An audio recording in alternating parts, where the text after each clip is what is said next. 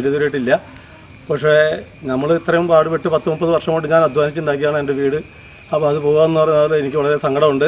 ഇത് വളരെ വേദനാജനകമായ ഒരു കാര്യമാണ്. അപ്പോൾ ഏറ്റവും അഥവാ വികസനം വേണമെങ്കിൽ തന്നെ ഏറ്റവും ജനവാസമില്ലാത്ത സ്ഥലത്തു കൂടെ ഇത് കൊണ്ടുപോയി ഞങ്ങളെ കുടിയിറക്കൽ ഭീഷണിയിൽ നിന്ന് ഞങ്ങളുടെ നാടിനെയും സമൂഹത്തെയും കേരളത്തെയും രക്ഷിക്കണമെന്നാണ് എനിക്ക് പറയാനുള്ളത്. ചേട്ടനന്മാരായിട്ട് 10-15 വീട്ടുകാർ ഒരുമിച്ച് താമസിക്കുന്ന ഒരു ഭിന്നഭിന്നമായിട്ട് അവിടെ ഇവിടെയൊക്കെ പോയി താമസിക്കുക എന്ന് പറഞ്ഞാൽ അത് വളരെ അധികം ബുദ്ധിമുട്ടുള്ളൊരു കാര്യമാണ്. അതുകൊണ്ട് വികസനത്തിന് ഞങ്ങളൊരു കാരണവശാലും തടസ്സമല്ല. പക്ഷേ ഇങ്ങനെയുള്ള കാര്യങ്ങളാണ് ഞങ്ങളുടെ മെയിൻ പ്രശ്നങ്ങൾ. അതിവേഗ ട്രെയിൻ സഞ്ചാരത്തിന് കൂടുതൽ ഊർജം ഉപയോഗിക്കേണ്ടി വരുന്നതിനാൽ കൂടുതൽ വാതകങ്ങൾ പുറത്തേക്ക് വിടുന്നത് പരിസ്ഥിതി പ്രശ്നങ്ങൾ ഉണ്ടാക്കാൻ ഇടയുണ്ട്.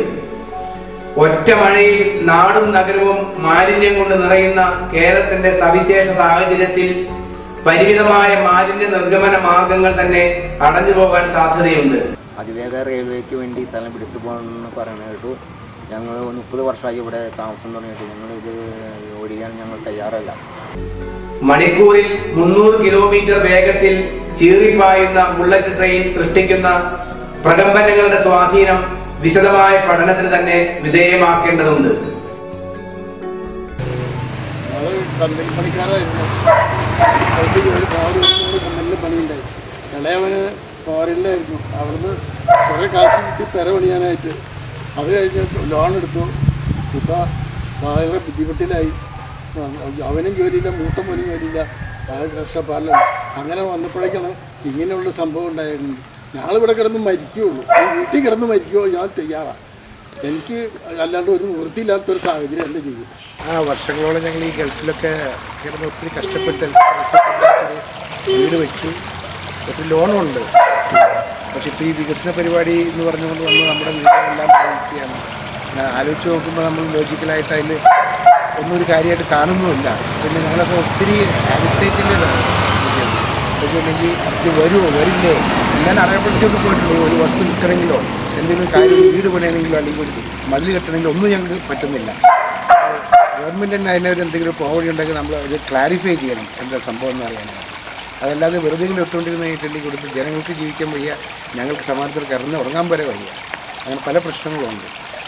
അതൊന്നും ആരും ചിന്തിക്കുന്നില്ല. അതാണ് നമുക്കുള്ള ഏറ്റവും വലിയ സങ്കടം. ജനിച്ച മണ്ണിൽ ജനങ്ങളെ ജീവിക്കാൻ അനുവദിക്കണം. പൗരന്റെ ജീവനും സ്വത്തിനും സർക്കാർ സംരക്ഷണം നൽകണം. ഞാൻ ഇവിടെ ഒരു പ്രൈവറ്റ് കമ്പനിയിൽ ജോലിയിലായിരുന്നു. ഗ്ലോബലൈസേഷൻ്റെ ഭാഗമായിട്ട് എൻ്റെ ജോലി നഷ്ടപ്പെട്ടു. കുറച്ചു കാലങ്ങൾക്ക് ശ്രമഫലമായിട്ട് എനിക്ക് ഗൾഫിലൊരു ജോലി കിട്ടി. 4 വർഷം കഴിഞ്ഞപ്പോൾ റിസപ്ഷൻ വന്ന് ആ ജോലിയും പോയി. അതിനിടയ്ക്കൊരു സ്വപ്നം എന്നുള്ള രീതിയിൽ ഒരു തറ ഇവിടെ പണിതെത്തി വീട് പണിയാണ്. ആ തറ ഇപ്പോഴും സ്വപ്നം തന്നെയാണെന്ന് ഇപ്പോഴത്തെ ഈ ഹൈസ്പീഡ് റെയിൽവേ തെളിയിച്ചിരിക്കുക. BO ജോൺ വേഴപ്പറമ്പൻ ഈ അതിവേഗ റെയിൽവേക്കെതിരെ ആക്ഷൻ കൗൺസിൽ കൊച്ചിയിലുണ്ടാക്കി അതിൻ്റെ ചെയർമാനായിട്ട് പ്രവർത്തിക്കുന്നു. ഈ അതിവേഗ റെയിൽവേ കൊണ്ട് സാധാരണ ജനങ്ങൾക്ക് യാതൊരു പ്രയോജനമില്ലെന്നും ഞങ്ങളുടെ ഭൂമിയും വീടുകളും കൃഷിസ്ഥലങ്ങളും നശിച്ചു പോകും, അതിനെതിരെ ഞങ്ങൾ പരമാവധി പ്രക്ഷോഭം സംഘടിപ്പിക്കാൻ തീരുമാനിച്ചിരിക്കുകയാണ്. ഈ LDFനും UDFനും ഉത്തരവാദപ്പെട്ട ആളുകൾക്കൊക്കെ അറിയാവുന്ന ഈ പദ്ധതി സാധാരണക്കാരുടെ തലയിൽ അടിച്ചേൽപ്പിക്കുന്നത് ഇതിനോട് പ്രതിഷേധിക്കാതെ നോക്കില്ല. ഞങ്ങൾ പരമാവധി പ്രതിഷേധിക്കും, ജനങ്ങളെ പരമാവധി സംഘടിപ്പിക്കും. ഇതിൽ നിന്നും ഗവൺമെൻറ് മാറിപ്പോകണമെന്നാണ് ഞങ്ങൾക്ക് പറയാനുള്ളത്. റോഡ് ഇതിൻ്റെ തൊട്ടടുത്ത് തന്നെയുണ്ട്. അതുമായി വികസിപ്പിച്ചു പോകാതെ ഈ ഗ്രാമപ്രദേശത്തൊന്നും ഞങ്ങളുടെ വീടുകളും പള്ളിയും മഠങ്ങളും വിദ്യാലയങ്ങൾക്കും നാശനഷ്ടം പറ്റിക്കൊണ്ട് സർക്കാരിൻ്റെ പിച്ചക്കാശ് വന്ന് ഞങ്ങളെ കുടിവെട്ടുക എന്ന് വെച്ചാൽ അതിനോടുകൂടി യോജിച്ചാൽ ഞങ്ങൾക്ക് സാധിക്കില്ല. അതിൻ്റെ പരമാവധി ഞങ്ങളുടെ ശക്തി ആർജിച്ചുകൊണ്ട് തന്നെ ഇതിനെ പ്രതിഷേധിക്കും. ഇത് ഇവിടെ വരാൻ ഞങ്ങൾ അംഗീകരിക്കില്ല. ഇത്രയും പറഞ്ഞുകൊണ്ട് എൻ്റെ വാക്കുകൾ അവസാനിപ്പിക്കുന്നു. ആയുഷ്കാല സമ്പാദ്യം സ്വരുക്കൂട്ടി കെട്ടിപ്പൊക്കിയ കിടപ്പാടം തകർത്ത് ബുള്ളറ്റ് ട്രെയിൻ വരുമെന്നറിഞ്ഞതോടെ വിവിധ പ്രദേശങ്ങളിൽ പ്രതിഷേധവുമായി ജനകീയ കൂട്ടായ്മകൾ വന്നുകൊണ്ടിരിക്കുകയാണ്. ജനരോഷത്തെ തുടർന്ന് ഒരിക്കൽ ഉപേക്ഷിച്ച എക്സ്പ്രസ് ഹൈവേ കൂടി അതിവേഗ റെയിലിന്റെ മറവിൽ വരുമെന്ന് ജനങ്ങൾ ഭയപ്പെടുന്നു. ജനസാന്ദ്രത വളരെ കൂടിയ കേരളത്തിൽ ഒരു നിലയ്ക്കും ആവശ്യമില്ലാത്ത ഒരു പദ്ധതിയാണിത്. ഇതിനായി കുടിയൊഴിപ്പിക്കപ്പെടുന്ന 1.5 ലക്ഷത്തോളം വരുന്ന കുടുംബങ്ങളെ എവിടെ കൊണ്ട് പാർപ്പിക്കും? അതിവേഗ റെയിൽപാത ഞങ്ങളുടെ നാട്ടിലൂടെ കടന്നു പോകുന്നുണ്ട്. വികസനത്തിന്റെ പേരിൽ പറഞ്ഞുകൊണ്ടാണെങ്കിലും ഞങ്ങൾക്ക് ഒത്തിരി നഷ്ടങ്ങളുണ്ട്. ഞങ്ങളുടെ ഒത്തിരി റബ്ബർ, ജാതി, തെങ്ങ് എല്ലാം നഷ്ടപ്പെടുന്നുണ്ട്. ഞങ്ങളുടെ ഒരു ഉപജീവന മാർഗമാണത്. അത് നഷ്ടപ്പെടുന്നത് മാത്രമല്ല, നാട്ടിലെ ഒത്തിരി പേർക്ക് ഒത്തിരി നഷ്ടങ്ങൾ സംഭവിക്കുന്ന ഒന്ന് കാണുന്നതുകൊണ്ട് ഇതിലെ കടത്തിവിടലേ എന്നാണ് ഞങ്ങളുടെ താഴ്മയായ അപേക്ഷ.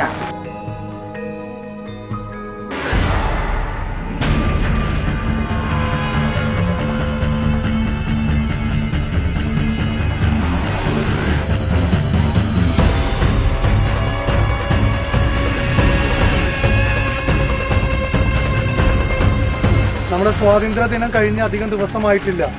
അതിൽ മുകളിൽ ഈ കേരളത്തിനകത്തെ നിരവധി ജനങ്ങൾ, ലക്ഷക്കണക്കിന് വരുന്ന ജനങ്ങൾ തങ്ങളുടെ ജീവിതവും തങ്ങളുടെ ഇതുവരെയുള്ള പ്രയത്നവും എല്ലാം വിഫലമാകുന്ന തരത്തിലേക്ക് ജീവിത പ്രയാസങ്ങൾക്കിടയിൽ ഒരു പദ്ധതിയുടെ പേരിൽ, വികസന പദ്ധതിയുടെ പേരിൽ കുടിയേർക്കപ്പെടുന്ന ഒരവസ്ഥ ഏറ്റവും സംജാതാകുകയാണ്. ഈ പദ്ധതിയുമായി ബന്ധപ്പെട്ട് ഏറ്റവും പ്രകടമായി പറയുന്ന കാര്യം ഈ പദ്ധതിക്ക് ഒരു സുതാര്യതയില്ല എന്നുള്ളതാണ്. ഏറ്റവും വലിയ വികസന പദ്ധതി എന്ന് പറയുമ്പോൾ പോലും ഇവിടുത്തെ ജനങ്ങൾക്ക്, ഇവിടുത്തെ ജനാധിപത്യ വിശ്വാസികൾക്ക്, ഈ രാജ്യത്തെ ജനങ്ങൾക്ക്, പ്രജകൾക്ക് ഈ നടക്കുന്ന പദ്ധതി തങ്ങളുടെ ജീവിതത്തെ ബാധിക്കുന്ന പദ്ധതിയാണ് എന്ന് പറയുമ്പോൾ അത് കേൾക്കേണ്ട ഭരണാധികാരികൾ ആരും ഇത് ഞങ്ങൾക്ക് അറിയുന്ന പദ്ധതിയല്ല, ഇതിന്റെ ഉത്തരവാദിത്വം ഞങ്ങൾക്കല്ല എന്ന് ഒഴിയുന്ന ഒരു നിലപാടാണ് ഇതിന് ഏറ്റവും വൈരുദ്ധ്യമായി തോന്നുന്നത്.